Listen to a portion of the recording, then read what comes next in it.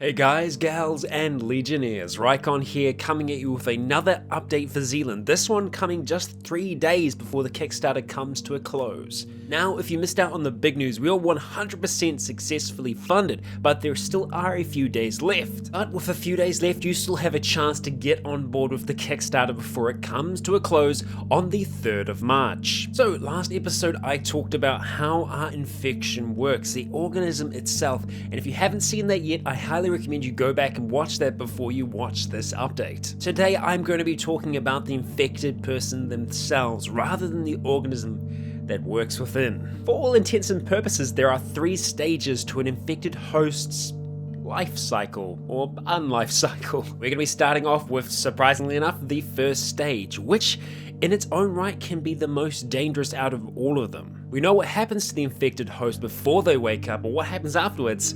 Well, here we go. These beings are inherently violent and always hungry. The organism that's growing within them needs those nutrients, and those nutrients come in the form, well, of the closest thing to them, and quite often from not, that is another person who is uninfected. Now what's interesting to note here is that these things, they don't just crave human flesh. They aren't all about those brains. No, they will eat just about anything. Meat, vegetation. With this organism, absolutely anything goes. So that means not only are we in danger of being eaten, our food sources are in danger of being depleted as well. Now, where this stage 1 infected human differs from you and I is all higher brain function has been cut off. And that's really where the differences end. These aren't your standard zombies, these aren't your shambling hordes. They're just as fast, just as strong, and if not more so than us. They aren't constrained by the barriers of pain that we are.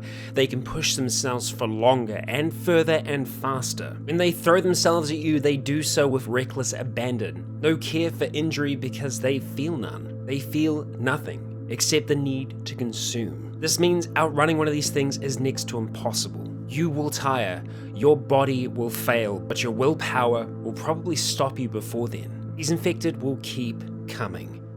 They will never stop chasing, they do not tire. Eventually, with enough trauma, enough stress put upon the body, they will die, just as we would. The body does have its limits, but they will push themselves to that limit and far, far beyond. And yeah, you did hear me correctly, they can die. They aren't actually dead yet, they are still by all means living. Their body has been hijacked though, it's no longer theirs. And so this stage 1 living infected will continue at any cost to consume and to chase its prey. These aren't strictly speaking stupid creatures. They have the intelligence of a predator. While running for your lives with a group of survivors, you may choose to push down one next to you in the hopes that it will slow them down, in the hopes that it will set you free, in the hopes that it will allow you a chance at safety. However, once the pushed survivor is incapacitated and has no means of escape, they will move on. They will move on to you. They know that meal back there is going nowhere,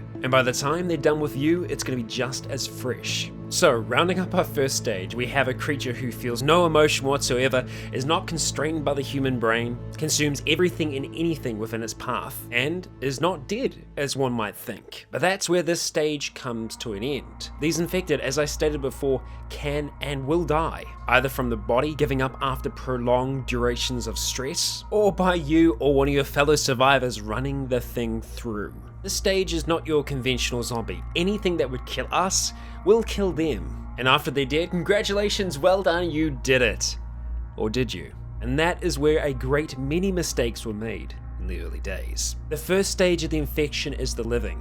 The second stage is the dead. After an unspecified duration, I won't be giving that away just yet, the infected host rises again, as long as the noggin is still intact. This time, anything remotely human is gone. The organism is 100% in control of the body now. It is the puppet master. This is a creature who, like the prior, feels no pain or any emotion to speak of. This second stage, on the surface, may not seem as dangerous as the first. The dead are slower than the living, only able to attain a shambling jog at its top speed. Early on, these creatures had the element of surprise. No one anticipated the dead to rise, and unlike the previous stage, will not be stopped by conventional means. It can and will continue without limbs and many internal organs. Truly, the only way to bring this creature down is to go for the command center, which just so happens to be encased in hard bone. Again, not so dangerous as the previous stage, right? It might seem so. You can outrun these creatures. You can outsmart them. But this is where complacency can be the killer. These creatures have numbers and you need to be aware of your surroundings at all times. They won't come bolting at you like a bat out of hell like the first stage. They will follow you like a lover lost. With their unending stamina and determination, they will break people down. You can only travel so far in a day. And these creatures, they do not sleep. They will continue. They will follow. And when you finally think it's safe to rest your head, to rest those aching muscles and feet, that is when they will find you. And if you're not aware enough, if you're too exhausted, they will get you.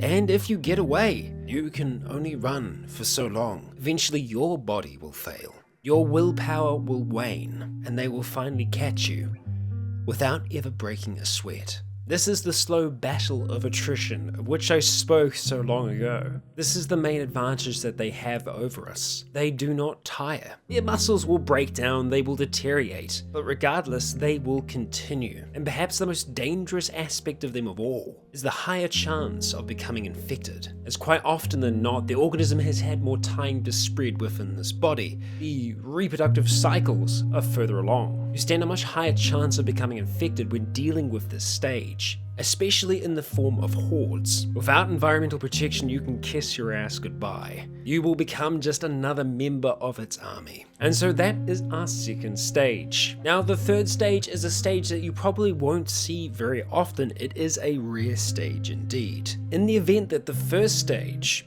very human-like infected, never dies, well, the organism is able to take full advantage of that, and in turn grow to its absolute fullest. This living infected will become a breeding ground for new spores. The tubules and pathways through which it transports nutrients to and from itself will eventually burrow out of the poor creature, turning this infected into a walking horror. Whole buildings and indoor areas can become contaminated. However, you will be happy to know that the spore can't exist outside of the human body for too long. They will eventually decay. But this is really only the beginning of some of the horrors that can come for this third stage. And for now, I will be leaving those up to your imagination.